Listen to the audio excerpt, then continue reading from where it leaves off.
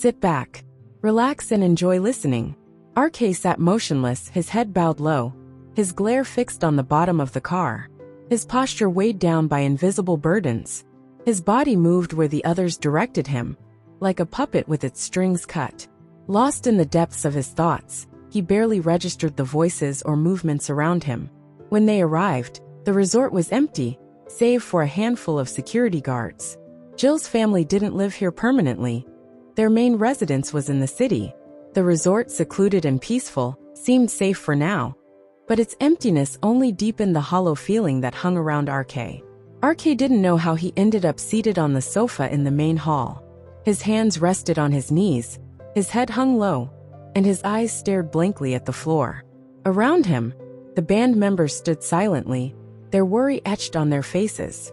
For the first time in their lives, they were seeing their leader, their pillar of strength, reduced to this fragile, broken state. They exchanged glances, unsure how to help. Finally, member 1 broke the silence. "RK," he said softly, his voice hesitant, almost afraid to disturb the heavy silence. RK didn't react. He didn't even look in the speaker's direction, as though he hadn't heard him. The others shifted uncomfortably. The weight of the moment pressed down on them as they watched RK, who always stood tall with his head high, unable to look up. His silence and lifelessness were breaking their hearts. Unable to bear it anymore, member 3 reached out and gently touched RK's hand. When there was no reaction, he pressed a little harder. This time, RK stirred slightly, his dull eyes finally lifting. But before anyone could say anything, Jill entered the hall, his voice cutting through the silence as he barked into his phone. "I don't want excuses. I want her number. And that's it. Nothing less." Jill ended the call abruptly, his anger radiating off him. He turned to find everyone staring at him, RK included. "What?" Jill asked, his voice softening as he walked toward them. "It's nothing, guys. Nothing major." But his face betrayed his words as he turned to RK. "RK, do you even know that girl?" RK nodded. The simplicity of his response sent shockwaves through the group. They exchanged stunned looks. RK had never been known to have close interactions with any girl, not even fangirls. He rarely spoke about his personal life, and now this revelation hit like a bolt of lightning. Jill, sensing the awkwardness, tried to brush it off. "She might be a fan of RK's, guys," he said with forced casualness. "No," RK said, his voice breaking the fragile illusion Jill was trying to build.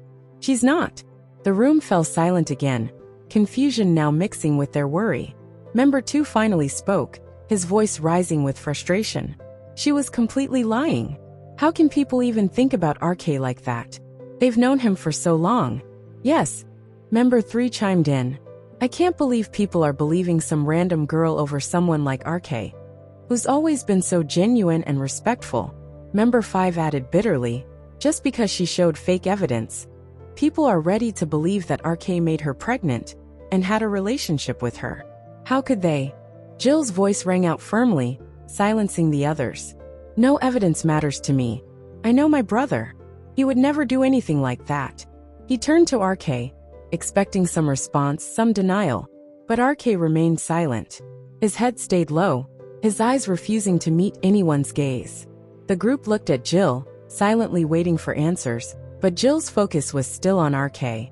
He waited for his brother to say something, anything, but nothing came.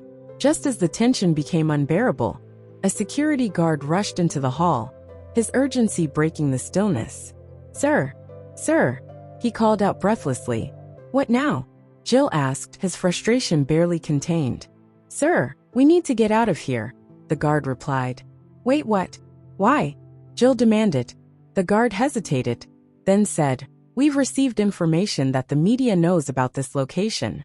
They could be here any moment. We need to leave before they arrive." Member 3 groaned. "Where will we go now?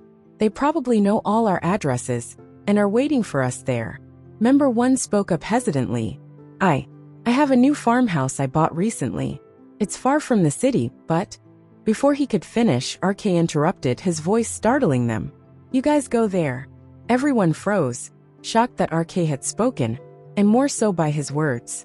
Jill turned to him, confused. "What do you mean by you guys go there, brother?"